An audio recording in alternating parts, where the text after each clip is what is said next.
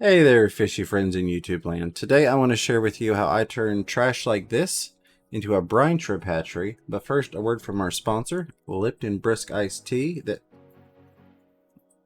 Okay, actually I've just been informed they didn't sponsor this video.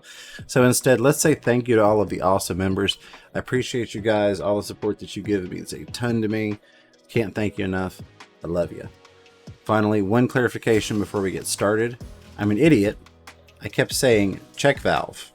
Not what I meant. What I meant was an air control valve. So something like these. And this is what I show in the video, and this is what I use, but it's not a check valve. So who knows? Let's play a fun game. Maybe go down in the comments. Let me know how many times I screwed up and said check valve. Enough of that. On to the video. Hope you enjoy. Alright, let's get this project started. So I do want to start off by saying that you don't have to use these exact containers. Part of this video is to hopefully encourage you all to look at what you have around you and utilize that, or tweak something here that you see that you could do a little differently, a little better. So I'm using the Brisk tea bottle here. I like the way that it has this kind of spiraled ridge design here. It seems to work really well with the water circulation. And then if you look up at the top here, it actually has a little line all the way around it from the molding process, I'm assuming, for these bottles. It makes a perfect little cut line, tell you exactly where to cut on this thing. There are a lot of different styles of these do-it-yourself hatcheries online, and I'm not saying this is necessarily better than any other, but this one's better for me.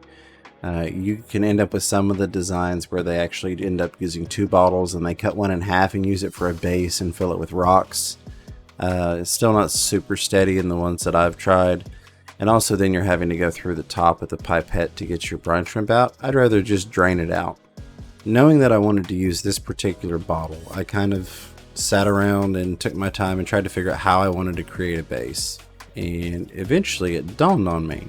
I have all of these empty extreme fish food containers because I feed a lot of extreme and I use them for a lot of DIY projects like the breeder boxes or the do-it-yourself box filter. I'll put a tag for that video up in the corner. In looking at it, I found that this bottle actually fits perfectly in top of an extreme fish food container. It won't fall through. It doesn't sit too high up. It sits just right to work exactly how I wanted for this project and give a good solid base. So what I'm going to do here is cut a window in the front like I would for my DIY breeder boxes, but instead of putting in a screen, that's going to be our opening to get into the box. I wanted to show you all that you don't really need any special tools. So we've got a couple of kitchen knives. We're going to try them out and see how they work. The other thing you'll need is some sort of check valve. Now you can use these plastic L-shaped ones, you could use the straight plastic ones, you could use whatever you've got, pretty much will work. I like these metal ones that I purchased from AquariumCoop for my linear air piston pump setup to run on my sponge filters. So I'm going to use one of those. The other thing you're going to need is some Airline tubing, and then also I would recommend some super glue. Now I'm going to use this Aquatech activated carbon container instead because the sides are tinted black, so it doesn't really work well for a breeder box, and I like to look into my box filters so I can kind of keep an eye on them. So it's just been sitting waiting for a project. Almost the exact same size, just ever so slightly taller. But what this is also going to allow me to do is this will be my second one. This one will be my nighttime feeding, and then my extreme one will be my daytime feeding. So it's kind of going to color code the system for me. Well, step one, of course, get the label off. All right, now that we've got that done, we're going to go along that little line I showed you toward the bottom of the bottle, and we're just going to cut that right open. Go all the way around and get that separated. As you can see, that's not a perfect cut, and it doesn't need to be. All right, now we need to get one of these check valves into this cap. If you have no tools whatsoever, you could take a knife and just twist it, and it will eventually create a hole, and you can kind of keep spinning it in there to make it the appropriate size for whatever check valve you use. I'm going to cheat a little bit, and I'm going to grab my drill just for the sake of speeding this video along and getting this thing put together for you all.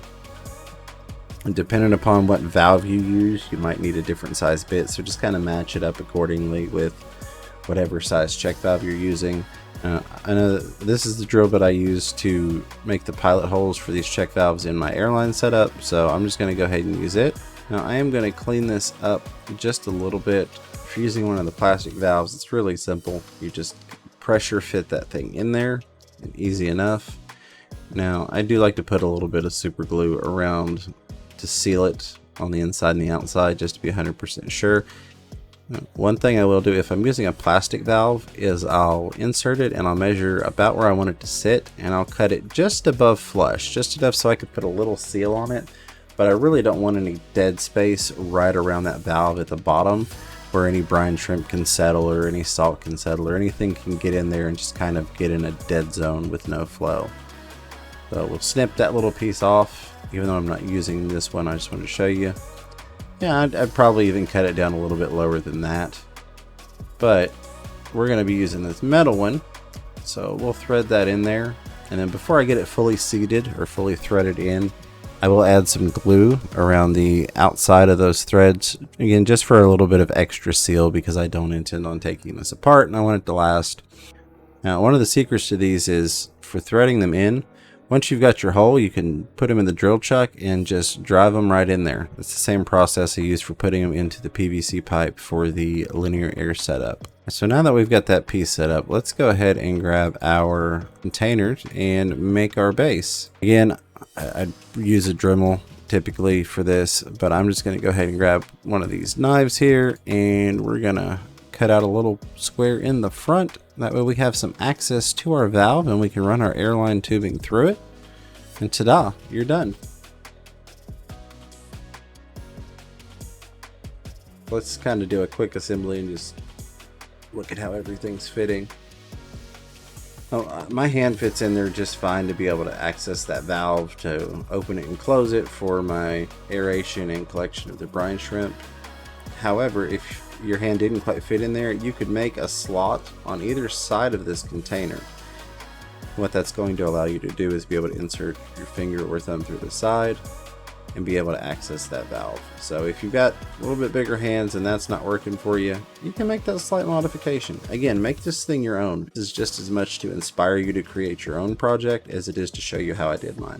Next step is completely optional, but one thing I do like to do is take some airline tubing on this lid portion that we've created, and I'm going to get it measured out so I can get it cut to size, and then run a slit right up the center of it so that I can create a little gasket that's going to fit right on top of that.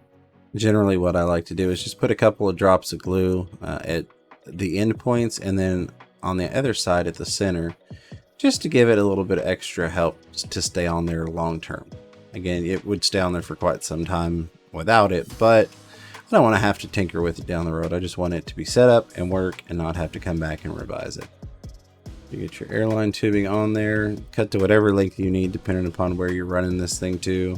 I just want to make sure everything looks good before I super glue that valve. And I will show you what I have to do, maybe not necessarily have to do, but choose to do with the metal valve, again, to get rid of that dead space. We'll get a little bit of glue around the outside on that threading before we lock it down. And then we'll flip it over to the inside, and I'm actually going to fill the entire inside up with super glue and try and bring it pretty much flush with the end of that metal valve there that's sticking through on the inside. One thing I do want to point out is when you're doing this, you'll see a little rim around the outer part of that cap. I didn't fill that with super glue just because I think that's where it actually fits into the lip of the bottle. So I didn't pack that full of glue.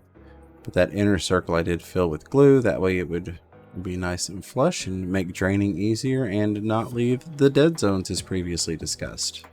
So that is all done. We've just got to let that cure. I'm gonna go ahead and tighten it on there, stick it in the holder. So one thing I do like about the lid modification is that you have the option to either turn it upside down and drop it in like you see most people do, but I find that gets the lid really messy. The other thing you could do is flip it where it sits on top. It tends to keep a lot of the hatched brine shrimp eggs from getting up on there. I'm still playing around back and forth with which way works better, what hatches better, what makes less mess, but you know, give them a try yourself and see what works best for you. You're all set now. You have created a brine shrimp hatchery. Congratulations and thank you for watching the video. I will be doing a separate video of how I hatch brine shrimp, what my recommendations are, and what I use, just because this video got a little bit long. So I appreciate y'all sticking with me till the end. If you haven't already, do me a favor, hit that subscribe button Ding the notification bells. We'll see you next time. Till then, keep your fish healthy, keep yourselves healthy, and don't be afraid to catch yourself a little fish room fever. Take care, everybody.